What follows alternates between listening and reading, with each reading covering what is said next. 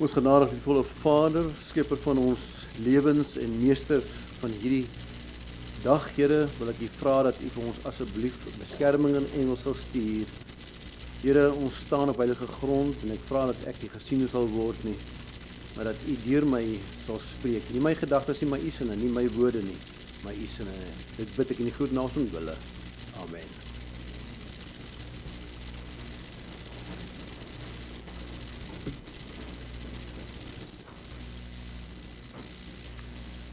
Geliefdes, ek vind my woord van inspirasie vanoggend in die boek van Filippense, 'n boek wat ons met hierdie Sabbatskool lesstudie se bestudering afgesluit het.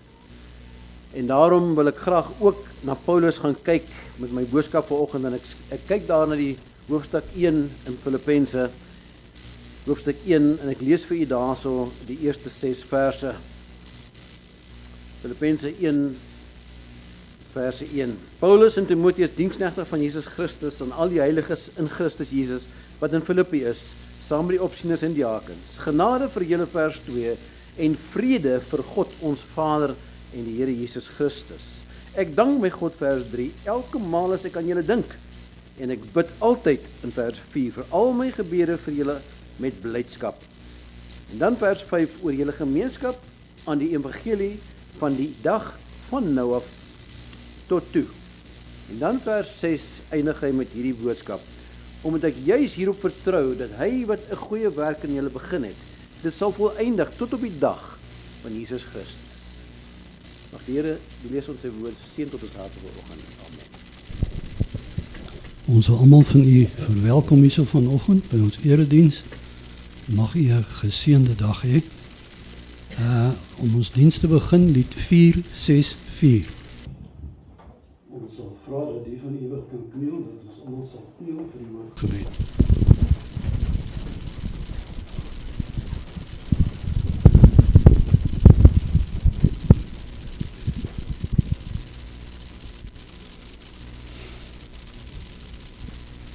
Onze groot en barmhartige Here, genadig, lankmoedig, groot van goedertierenheid. Ons smeek u teenwoordigheid vanoggend. Liewe Heer, ons sê vir u so dankie vir die voorreg om hier op hierdie Sabbat by u huis te kan wees. Here, ons wil belydenis doen vir ons tekortkominge en vir ons sondes. Ons vra, Here, dat u vir ons sal help, dat ons lewens kan regkry, dat u Heilige Gees sal stuur, dat u ons sal verander, sodat wanneer u op die wolke kom, dat ons gereed kan wees.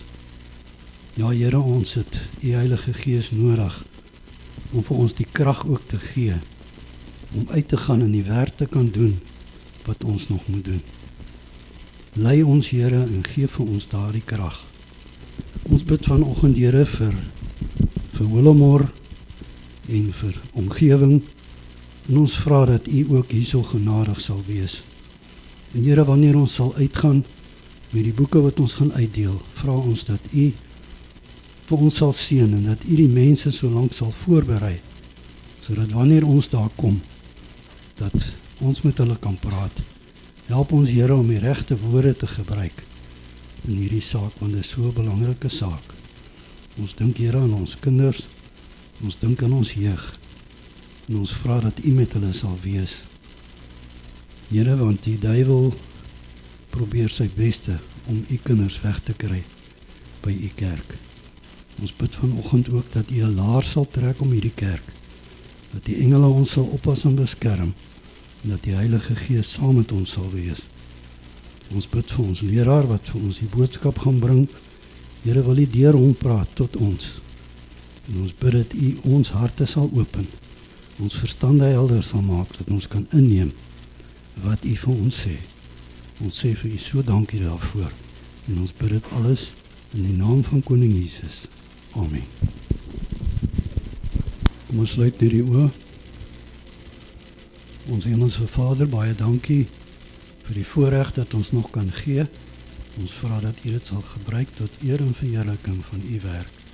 In Jesus naam. Amen. Geliefdes, daar is briewe wat met ink geskryf word. Daar is briewe wat met bloed geskryf is. Daar is ook briewe wat met trane geskryf is. En Filippense, wat ons nou gestudeer het in ons lesstudies, is nie 'n teologiese argument nie. Soos wat Romeine is nie. Dis ook nie 'n teregwysing soos Korintiërs is nie. Dis 'n liefdesbrief uit 'n tronksel. En hoekom raak ek hierdie nou aan vanoggend ter afsluiting van die boek van Filippense wat ons bestudeer? Ek wil graag vir u sê dat Filippense is 'n hartklop op papier. Dis 'n gebed wat asemhaal. En Paulus skryf nie van 'n kanselplatform af nie. Hy skryf uit 'n tronksel uit. Sy liggaam is nie vry nie, maar hy is vry in Christus. En ek vanmôre wil ek graag na daardie vreugde waarvan ons gepraat het in die lesstudie, wil ek na verwys. Paulus skryf met kettinge in sy hande, en tog die eerste woorde wat uit sy mond uitkom, is nie klagte nie, maar vrede vir julle. Sy liggaam is gebind, maar sy liefde is vry en vloei oor. Ek het gehou van die gebed vanoggend in die Sabbatskool. Die suster het hier gebid, dat die liefde die koppie moet oorvloei, en die piering, en op die vloer val. Jy gehoor? En toe sy gesê, dat die wêreld daarop trap, en ook die liefde ervaar. Dit was pragtig geweest. En voordat Paulus vir ons teregwysing of lering of counseling gee, voordat hy waarsku, verduidelik hy, ek bid nou. Ons maak ons oor toe. Liefdevolle Vader, soos wat Paulus hierdie brief geskryf het, vra ek 'n beskerming oor hierdie preek. En vra ek, Here, dat my woorde u woorde sal wees. My gedagtes deur u gevorm sal wees. Amen. Hierdie is 'n gebed van 'n geestelike leier vir sy mense. En vanoggend is dit my gebed vir u in Bullemore gemeente. Dis God se uitnodiging dat ons vir mekaar moet bid. Dis 'n gebed van elke ware gelowige leier. Maar meer nog, ek dink dit verwoord die gebed van Christus.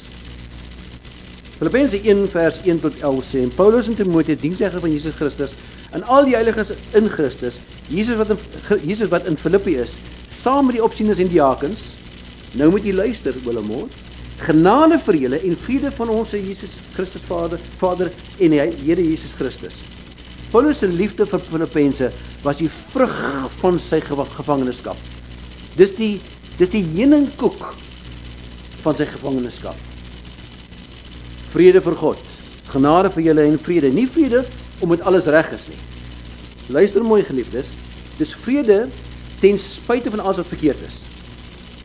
Jesus het gesê, in die wêreld sal julle verdrukking hê, maar in my vrede. Geliefdes, vrede is nie die afwesigheid van storms nie. Het jy gehoor? Vrede is nie afwesigheid van storms nie. Vrede is die teenwoordigheid van Christus te midde die storms. Onthou jy daar op die see van Galilea, toe Jesus gelê en slaap het in die skuitjie? Jy weet, daar in die skuitjie was die twee groot getuies gewees. Die Skepper en sy kerk, die bruid en die bruidegom. Die disippels, wat die kerk moes vorentoe vat, was die verpersoonliking van die kerk. Daardie twee getuies was in die bootjie gewees.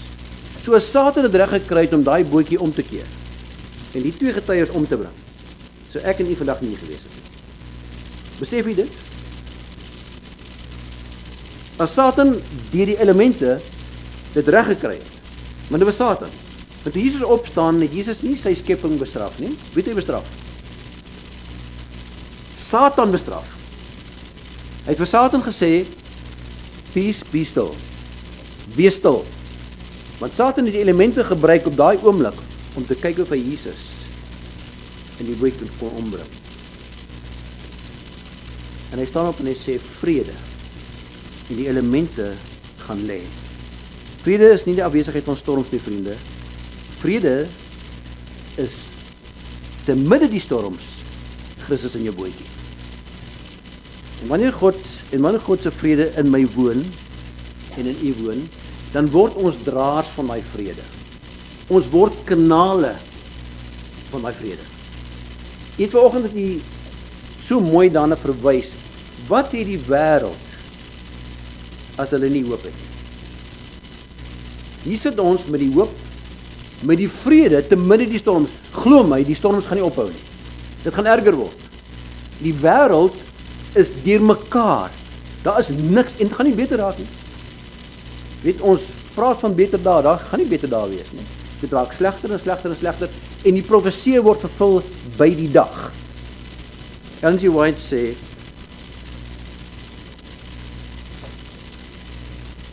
dit kom aan of af. Daar is dit. Ek het hom geskryf. Jy wat rykies pap. Probeer weer. Okay. Met bril opsit. Ellen G. White sê die vrede van Christus is deel van sy eie natuur. Jy kan dit nie hê sonder Christus nie. So die wêreld daar buitekant nie het nie. Maar as jy hom het, geliefdes, en hier is die boodskap, want jy alles. In die oorlogstyd het soldate dikwels briewe van geliefdes ontvang.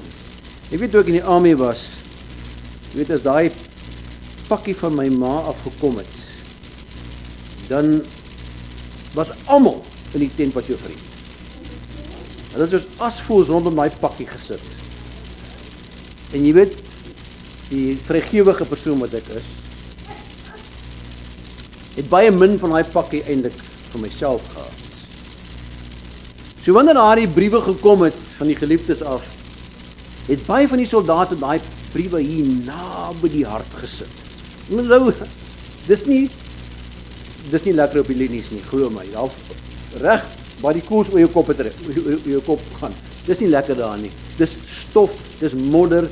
Jy's nat, daar's nie 'n bad nie. Jy kan nie skeer nie. Dan daai briewe baie naby hulle hart geblaas. Daar waar dit soms vuil en sweterig en gekreukel. En met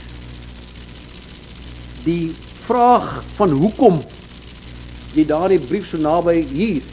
In jou webbing is daar kompartemente, waterdigte kompartemente, waar jy daai brief kon gestoor het vir later om weer te lees, was die antwoord gewees, omdat daardie brief my herinner aan wie ek behoort. Waarvoor ek veg. Dat daar iemand is wat vir my lief is en vir my bid. Filippense is so 'n brief. Paulus skryf nie uit gemakheid nie. Geliefdes, glo my, die tronke van daardie jare was nie die tronke van vandag nie. Lyk my jy gaan op 'n vakansie as jy in die tronk is deesdae. Gratis dak oor jou kop, gratis kos, gratis televisie, gratis krag. Paulus sit op 'n nat, klam vloer met koue kettinge vasgegespe aan 'n muur. En Paulus skryf uit hierdie gevangenis uit, nie uit oorvloed nie, maar uit lyding. En tog is die sleutelwoord van hierdie brief is vreugde. Paulus sê, ek dank my God elke keer as ek aan julle dink, want geloof was nooit bedoel om alleen geleef te word nie. Dis hoekom u vanoggend hier in 'n gemeenskap is. Omdat vreugde, en ek het vanoggend dit gesê in die Sabbatskool, is nie omstandigheidsgebonde nie. Dis nie gegrond in omstandighede nie. Paulus sê, nie dat ek uit gebrek sê nie, want ek het geleer om vergenoeg te wees. Die Engels sê, I do not speak in respect of want, what I want. I am content. Om vergenoeg te wees met die omstandighede waarin ek is. Jy kan nie laer wees as 'n tronksel. Omdat vreugde nie omstandighede gegrond is nie, maar in Christus. Dis waar vrede is. Dis waar jou vreugde is. Omstandighede kan jou 'n tydelike haai gee. Jy weet, dit is 'n valse vreugde. Jy weet, dis wat mense in 'n bottel gaan soek. Dwelms. Sosiale media. Daai dopamien inspuiting. Ek weet gou kyk wat op Facebook gaan. En as jy jouself maak jy 4 ure op Facebook. Daai dopamien inspuiting.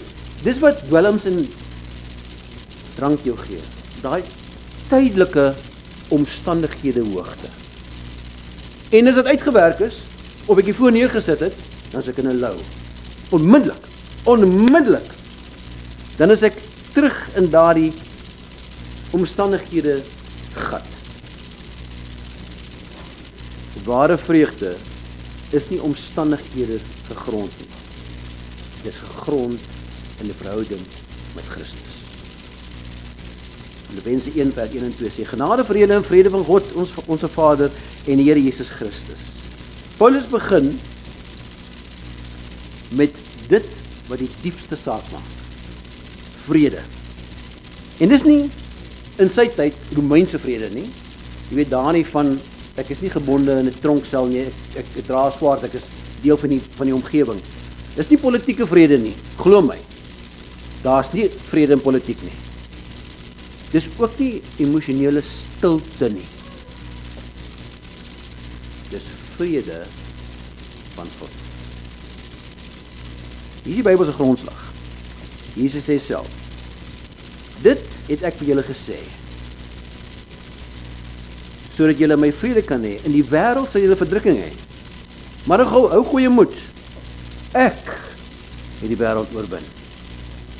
Johannes 16 vers 33. Vrede is nie die afwesigheid van moeilikheid nie, sê ek weer.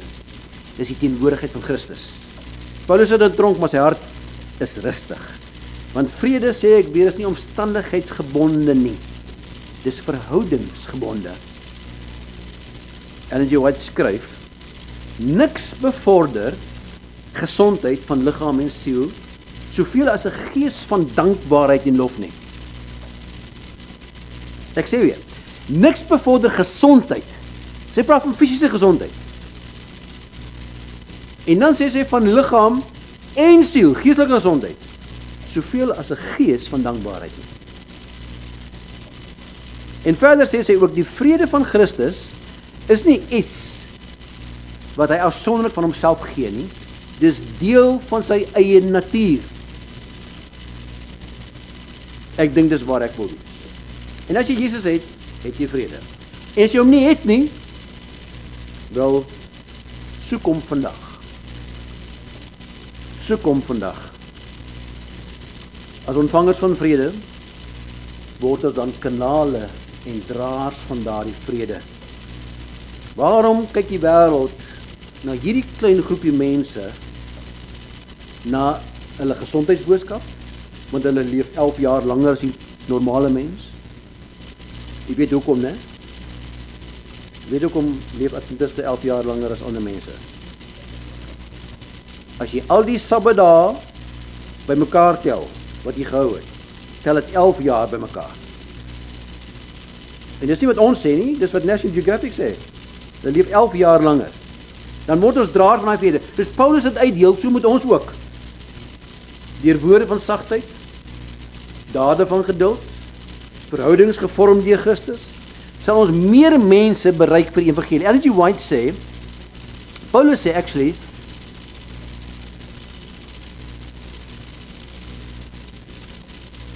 jy moet maar van agter werk. Ek het julle in my hart, nie my notas nie my gebede nie, maar in my hart.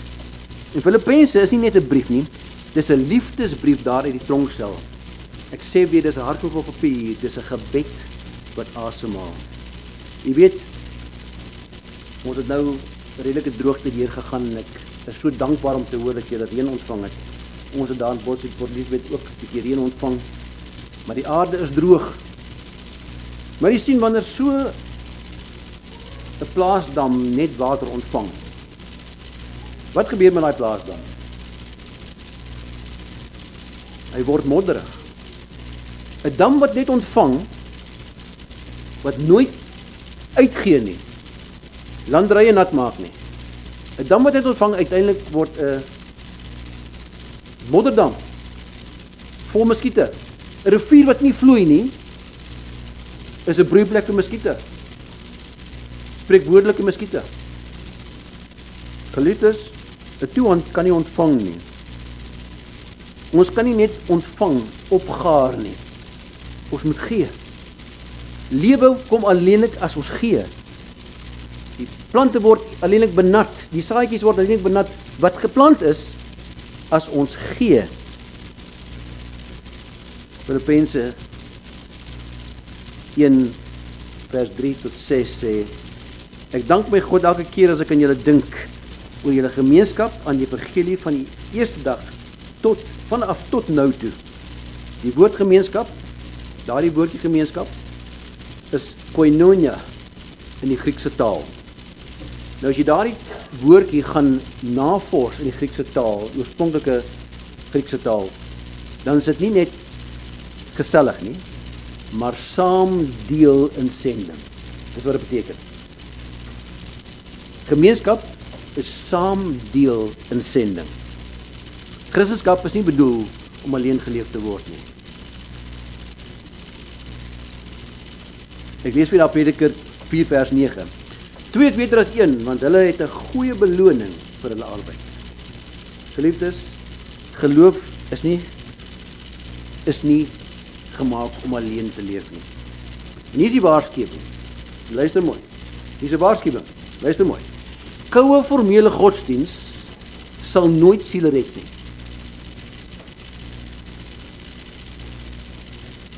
Liefde vra betrokkenheid. Dit kos tyd, dit kos emosie, dit kos om jouself te gee. Maar dit bring lewe. 1 Korintiërs 12 vers 21 sê, die oog kan nie vir die hand sê, ek het jou nie nodig nie. Ons woon nie net in kerke nie, ons behoort aan mekaar. En soos ons vanoggend hierdie kind ingeseën het in die groter gemeenskap in, is dit die familie wat moet saamwerk. Ellen G. White sê, die kerk is God se aangewese instrument vir redding van mense. Moenie die onderlinge byeenkoms versuim nie, sê sy. En sy sê verder ook dat eenheid bring krag, verdeeldheid bring swakheid. Geliefdes, ware vreugde groei waar samewerking floreer. As ons hande vat, kan ons baie meer vermag. En hier is die gevaarlike gebed. Moet hierdie gebed nooit bid nie. Here, laat my hart pyn hê vir mense. Want daardie gebed sal jou verander. Jy moet seker wees as hierdie gebed bid, dat jy bedoel wat jy sê, want daardie gebed sal jou verander. Is ek bereid om saam met ander te loop, te dien, en nie net te sit en kyk nie? Ons is so gewoond om ons sitplekkies warm te sit, te dien, bekend te wees en nie verborgen nie. Hoe bekend is u hier in die dorp? Filippense 1 vers 6. Hy wat 'n goeie werk in julle begin het, sal dit volëindig tot op die dag van Jesus Christus. En Ellen G. White sê, liefde is die grondslag van ware godsaligheid. En tog, die wet is die afdruk van God se karakter. Luister mooi nou na hierdie stelling. Jy gaan my leer ken as 'n persoon wat stellings maak. Dis julle goed doen om in die volgende jaar wat ek hier by julle is, die stellings neer te skryf. Liefde is die grondslag van ware zaligheid en tog die wet is die afdruk van God se karakter. Die proses wat deur die Heilige Gees aan ons openbaar word.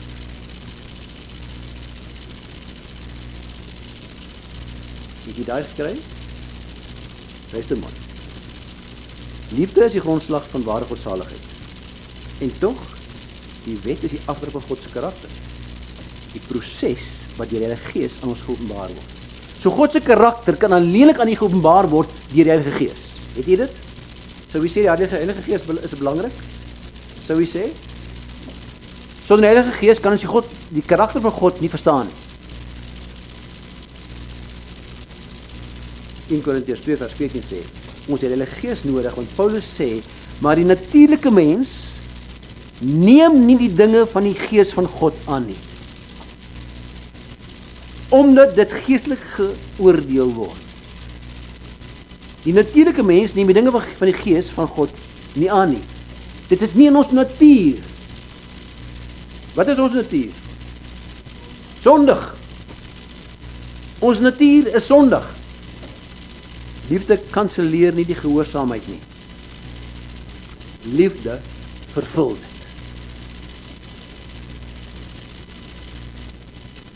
Daardie belofte is gemeenskaplik, nie net persoonlik nie, geliefdes. Filippense 1 vers 7 tot 8 sê, ek het julle in my hart, en Paulus praat nie soos 'n bestuurder nie, nou praat hy soos 'n herder.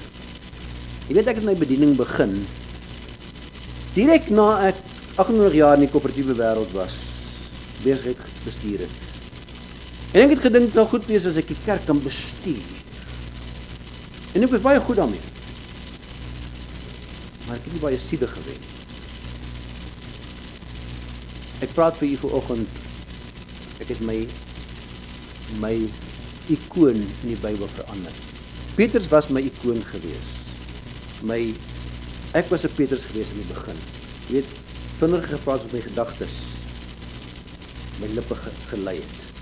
Jy weet, Petrus praat baie vinnig, maar hy dink nie baie vir wat hy sê nie. Jy weet, hy ruk 'n swaard uit en kap 'n man se oor af voordat hy verder sy neus lank is dink. Ek was 'n Petrus vir baie lank in my bediening. Laaste paar jaar het ek 'n Paulus geword. En veral nou met ons lesse. Paulus praat nie soos 'n bestuurder nie. Hy praat soos 'n herder. Hy praat soos Jesus sou gepraat. Hy's 'n tipe van Jesus. Dis waar ek wil wees. Jesus was innig bewoog. Kom ons lees dit. Matteus 9 vers 36 sê, en toe hy die skare sien, toe hy die gemeente sien, was hy innig jammer geweest vir hulle, omdat hulle moeg en uitgeput was, so skape wat geen herder het nie. Ek hoop in die volgende jaar wat ek die voorreg het om namens God in hierdie distrik die woord te bring, laat ek soos 'n herder sal optree. As ek nie optree soos 'n herder nie, berus by my. Laat my weet. Wat reaksie lyk soos Christus se? Wanneer ek 'n ware liefde betoon aan my medebroers en susters. Wanneer ek 'n ware liefde betoon, dan lyk ek soos Jesus. Ek sê weer,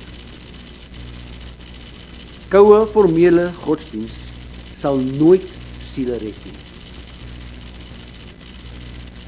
En sy sê verder, Christus se volgelinge moet kanale van lig wees. So wat sy sê. Jy weet, as die dorp hierso na die lig soek, waar soek hulle dit? Jy kan nie by Eskom kry in elk geval. Hulle kom soek dit by die mense wat die lig het. Liefde vra betrokkenheid, ware toegeneentheid groei wanneer ons mekaar se lewens verryk. Ek sê weer, julle geliefdes, hierdie is 'n gevaarlike gebed wat u nie moet bid tensy jy dit bedoel nie. Here, laat my hart pyn hê vir mense. Daardie gebed sal jou lewe verander. Ek het seker vir julle al die verhaal vertel. Dis 'n analogie. 'n Oom vir maande nie by kerk toe gekom nie. Sit by die huis. Die tweede kant lê 'n besoek af. Loop aan die deur. Die oom kom maak die deur oop. Goeiedag leraar. Hy draai om en sit by die vuur, waar hy vir die laaste 5 maande sit. Die kant kom in, maak die deur toe, gaan sit langs die oom by die vuur. Kyk strak in die vuur in, die oom. Die leraar gaan sit reg langs hom. En na 5 minute begin die oom ongemaklik raak. Hy kan sê niks nie. Raak die oom ongemaklik en hy in die hoek van sy oog tuur hy hier na die leraar. Die leraar doen niks. 10 minute gaan verby. 20 minute gaan verby en nou is die oom baie ongemaklik. Hier so na 0:30 vat die predikant die tang, die vuurtang. En hy haal 'n warm koeltjie daar uit die vuur en sit hom voor die oom op die klipvloer neer. Nou is die oom regtig te mekaar. Maar die oom wil nog nie praat nie. Daardie rooi gloeiende koeltjie was nie baie lank voor hy begin rook het nie. En uiteindelik swart geword. Die predikant vat die tang en hy vat die koeltjie en hy sit hom terug in die vuur. Dit was 10 tellings toe daai koeltjie rooi warm gewees. Die predikant staan op. Hy doen 'n gebed, hy sê totsiens oom. Hy loop by die deur uit. Volgende Sabbat is die oom in die kerk.